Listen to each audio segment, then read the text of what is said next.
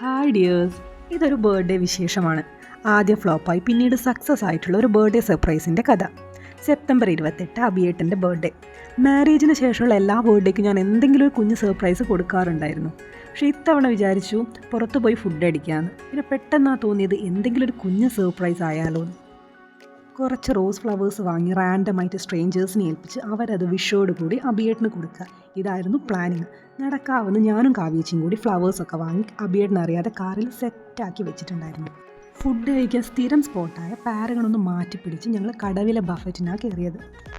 അവിടെ എത്തി സ്റ്റാഫിനൊക്കെ rose flowers ഏൽപ്പിച്ചു. പക്ഷേ ഞാൻ നേരത്തെ പറഞ്ഞില്ലേ സർപ്രൈസ് ചെറുതായൊന്ന് ഫ്ലോപ്പായെന്ന്. സ്റ്റാഫ് വന്ന് ഫ്ലവേഴ്സ് കൊടുത്തപ്പോൾ അബിയേട്ടന് വലിയ വികാരമൊന്നും ഞങ്ങൾ കണ്ടില്ല. മൂപ്പര് മുമ്പ് ഇതൊക്കെ അറിഞ്ഞ പോലെ ഒരു നിപ്പായിരുന്നു. സ്റ്റാഫൊക്കെ പോയപ്പോൾ ഞങ്ങൾ അബിയേട്ടനോട് കാര്യം തിരക്കി. അല്ല, ഞങ്ങളെ പ്ലാനിങ്ങിനെ പറ്റി വല്ല ഐഡിയ മുമ്പ് കിട്ടേണ്ടായിരുന്നോ എന്ന്. പിന്നീടാണ് കാര്യം പിടികിട്ടിയത്. പുറത്ത് വലിയ സന്തോഷമൊന്നും കാണിച്ചിട്ടില്ലെങ്കിലും ഉള്ളിൽ അബിയേട്ടൻ ഭയങ്കര ഹാപ്പി ആയിരുന്നു. പിന്നെ ഞങ്ങൾക്കത് പോരെ. ആദ്യം ഫ്ലോപ്പായെന്ന് തോന്നിയെങ്കിലും പിന്നീട് അബിയേട്ടൻ്റെ ഒരു ഹാപ്പിനെസ്സും എക്സൈറ്റ്മെൻറ്റൊക്കെ കണ്ടപ്പോൾ വിചാരിച്ചു ഇത് ശരിക്കും സക്സസ് ആയെന്ന്.